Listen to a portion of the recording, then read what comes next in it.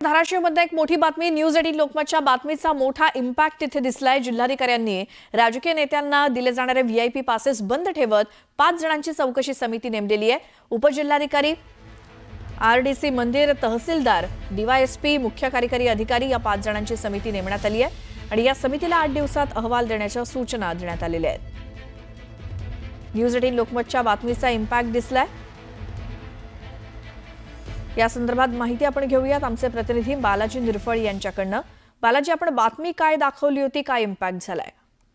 श्वेता, एकूण जर बघितलं तर तुळजाभवानी मंदिरात जे आहे ती व्हीआयपी दर्शन पास दिले जातात। त्याचा ठराविक कोटा जो आहे तो लोकप्रतिनिधीला असतो आणि हा लोकप्रतिनिधीचा कोटा जो आहे तो चुकीच्या पद्धतीने वापरला जात असल्याचं प्रकार समोर आला होता।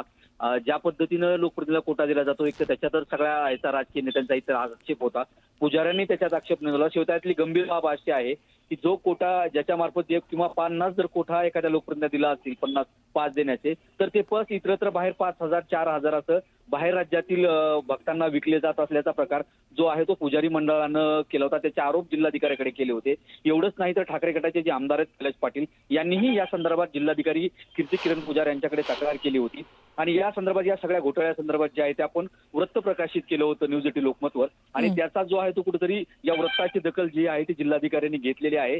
सध्या एक मोठं म्हणावं लागेल की जे राजकीय कोटा इतर राजकीय पुढाऱ्यांना दिला जातो तो कोट्याचा आहे तो रद्द करण्यात आलेला आहे। त्याचं जे आहे ते त्याच्यावरती दर्शन सध्या बंद केलेलं आहे आणि एवढंच नाही तर 5 जणांची समिती जी आहे ती नेमलेली आहे। अप्पर जिल्हाधिकारी आहेत आहिरराव, त्यांच्या नियुक्तीखाली आदेशाखाली समिती नेमलेली आहे। त्यात जिल्हा परिषद आपलं माफ करा जे आहे ते आरडीसी असतील किंवा मंदिर तहसीलदार असतील, सीओ असतील यांची नियुक्ती करण्यात आलेली आहे। 8 दिवसात जो आहे तो या संदर्भातला अहवाल देण्याचं आदेश जे आहे ते जिल्हाधिकाऱ्यांनी आपल्याला स्वतः सांगितलेला आहे।